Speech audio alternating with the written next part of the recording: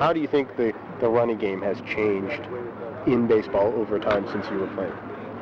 Well, first of all, to answer, me coming into the National League in 1959, the running game had diminished to practically nothing. The way it, well, let me put it that way, to practically nothing. And then I started stealing bases. My first year, I stole 50 bases. Of the 6 years that I led the league in succession,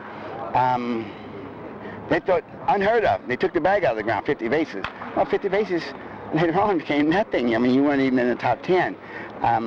But other teams saw how the Dodgers were winning with good defense, adequate hitting, barely adequate, but adequate, great pitching, and speed. Speed meaning base running as well as base stealing. So we only had about a few base stealers, but everybody took an interest in base running. So you might call it, today they call that small ball or little ball. Heck, as far as I'm concerned, that's baseball. And so the National League changed, started playing that, and here comes Lou Brock. Lou Brock was already in the league when we were doing this. The Cardinals saw the Dodgers winning, and Lou tells the story. They went to Lou, said, "Lou, we got to start playing ball the way the Dodgers play, and we need a guy like Maury Wills at the top of the lineup to do what he's doing." And Lou said, "What are you looking at me for?" He said, "Well, you're going to be our Maury Wills." And Lou said, "No way." And he's telling me the story. He told me more than once. He said, "Oh, yes, you can do it." So he went to spring training and worked on the art of base stealing, and Lou Brock became, one of the all-time greats. Well, he was the greatest at a certain time. So then came Willie Wilson from Kansas City, and then you got Tim Raines from Montreal, and you got Ron LaFleur from Detroit, Vince Coleman from St. Louis. Ricky Henderson comes along right after that. See, and the game became exciting, too. I remember 56,000 people in Dodger Stadium, right where we are right now, bending the rafters, yelling, "Go, go, go!" And at times it was in the 8th inning, or maybe I'd already stolen 4 or 5, and now the team is threatening to kill me, and the fans are rooting for more, and I'm thinking, "Hey, fans, these guys are going to kill me. You want me to go?" But the fans wanted me to go, and I would go. At times, it was exciting. See, and then all of a sudden, come in the 70s and then into the 80s, the game changed again. The parks got smaller. They brought the fences in. The ball got livelier. They brought in the weight rooms and the staff of trainers for strength and exercise coaches, along with flexibility coaches too, and the guys got bigger, and then all of a sudden somebody reshaped the game. I don't know if they did it, baseball did it by design or not, but it happened, and so the long ball became the thing. And then so players just took an interest in going to the end of the bat and swinging, getting to the bases and just waiting for somebody to hit one out, and the managers began to manage that way. I feel like the Dodgers have always been committed to base running and base stealing and bunting, sacrifice bunt for the base hit and run, things like that. We never got away from it. It started back in Brooklyn, and we've kept that tradition. And I'm glad to see Dave Roberts here. After Maury Wills came Davey Lokes, and now we got Dave Roberts.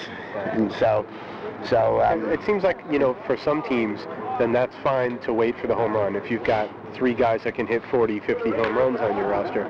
But for a team that plays in a pitcher's park, like this team, a team that has to manufacture runs and is in a lot of one-run games, close games, they've had a lot of success, and they don't need to be those other kinds of teams. They can make the running game a more important part. And like Florida with Juan Pierre, they won the World Series with that guy. And this team was doing pretty well until Roberts got hurt last year, and they've had a lot of success so far this year with him getting in scoring position. Yeah, it's true. But as far as I'm concerned, you can have 5 40 home run hitters in the lineup. I'm not going to take away that great weapon of good base running, aggressive base running, and base stealing, because there's still a place in that. Okay, a guy hits 40 home runs a year. He gets up 550 times at bat. What does he do the other 510 times if he hits 40 home runs? He pops the ball up, he hits into the double plays, he strikes out. Okay, so you try to live by the home run and you're going to die in a hurry. You're not going to win many pennants unless you're the 27 Yankees. You've got to have some good base running in there, and if you got some guys with speed, you better use them too. And you put that combination together, then you got yourself an awesome baseball team. Otherwise, you're going to sit back and hope that somebody pops one out to get a big run. Look, hitting, just like pitching, even fielding will go into a slump. But you know, that base running is always there for you. Teams that go from first to third, teams that score from second on base hits that should score on, steal third when you get a chance. There are 9 ways I can score from third that I cannot score from second with less than 2 outs, such as a pass ball, a wild pitch, and an infield error, or a steal of home, sacrifice, so many different ways. A squeeze play that I cannot score from second.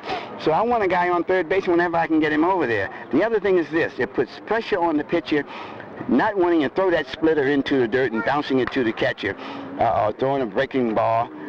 He's subject to hang it because he doesn't want to get it in the dirt. It puts pressure on the infielders. I know it's a shortstop with a man on third, even with 2 outs, and the ground ball comes to me. I tighten up a little bit more than I do if a guy's on second. It changes the whole complex of the ball game. You're not going to bring up anything to Maury Wills that's going to justify to me taking away the good base stealing and good base running. One last question. Yeah. When you came into the league, you said the running game was diminished. Mm-hmm. You swiped 50. You wound up, you swiped 104 one year, right? Yes, I did. And a lot of excitement. You said, along comes Lou Brock. The running game comes back. Now, we're in a period where maybe the running game isn't as appreciated as it ought to be, or definitely as it once was.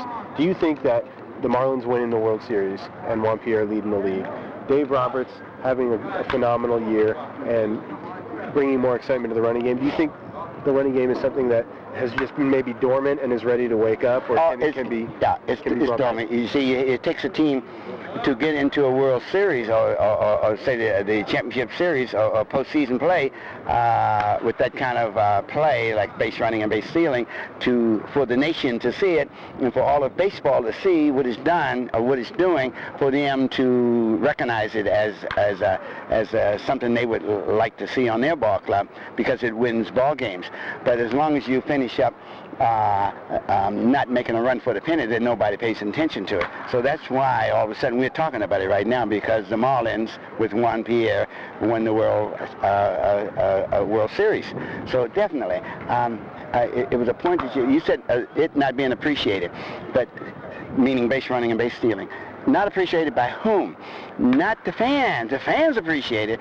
Fans like that kind of baseball more than they do just somebody hitting a home run. I mean, I'm not going to take anything away from a home run. One swing of the bat, and maybe you got 4 runs if you got a guy on base, or 2 runs. But baseball is a game of percentages. We play 162 games, and we're talking about the percentages over the period of 162 games. And I already said, a guy hits 40 home runs, he gets up 560 times. What does he do the other 510 times? So let's keep the other part of the game going too, to reinforce what the home run hitter's doing. Don't just sit back and wait for the long ball. You're going to die if you do that. Thanks, Maury.